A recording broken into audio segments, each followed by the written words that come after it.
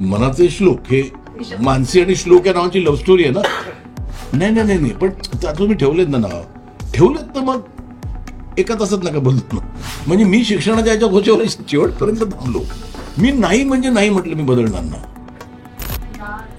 Discussion सुरू झालेलं त्यांना की आता जे काही मराठी चित्रपटांच्या बाबतीत घडतंय ते अनफॉर्च्युनेट.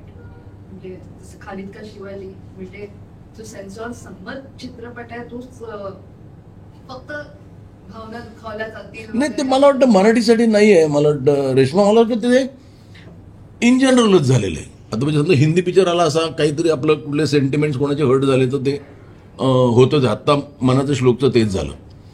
पण माझं असं म्हणणं आहे की मग हे झालं समजा, आता मग बरेच म्हणजे मराठीतले बरेचसे नट आले पुढे सपोर्ट करायला, पण त्यांनी एक तासात निर्णय घेतला का नाव बदलायचा. ते का नाही थांबले? थांबू दे की.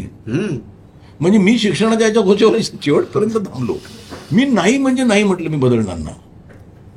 पण मग तुम्ही बदललं मग काय होतं, हे प्रोत्साहन त्यांना पण मिळतं ना की आपण परत यांच्यावरती हल्ला केला तर हे नाव बदलतील.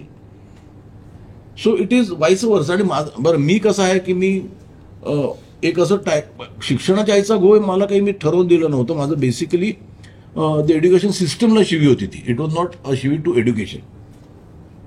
जी आपल्याकडे पद्धत आहे कित्येक वर्षापासून, त्याला ती शिवी पण नव्हती.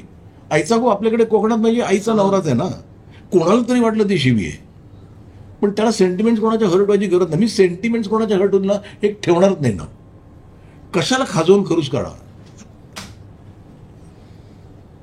आता मनाचे श्लोक हे मानसी आणि श्लोक या नावाची लव्ह स्टोरी आहे ना. पण ठेवलं चला तुम्ही बरं. आपण वापरतो हा.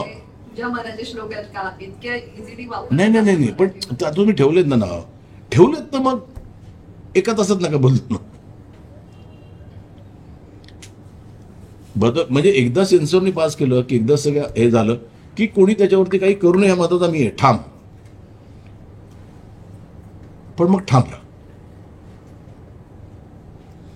म्हणजे हे आता हिंदीमध्ये पण आहे का आता, म्हणजे आपल्याला लक्षात असेल की हल्ली पिक्चर लागतात की काही प्रोपगंडा फिल्म्स आहेत, काही पब्लिसिटीच्या फिल्म्स आहेत, तर ते आपण करू नये बस एवढंच मी म्हणतो. बाकी कोणी एखादा माणूस उठेल आणि सांगेल मला फ्रीडम ऑफ एक्सप्रेशन आहे, मी काही करू शकतो, मला एखाद्या पार्टीचं प्रमोशन करायचं, सिनेमा करायचं वाटतो, लेट हिम डू इट. ऑडियन्सने ठरवायचं त्या पिक्चरला जायचं की नाही. म्हणजे जसं आपण हे म्हणतो ना फ्रीडम ऑफ एक्सप्रेशन म्हणतो, तसं त्यांनाही आहे की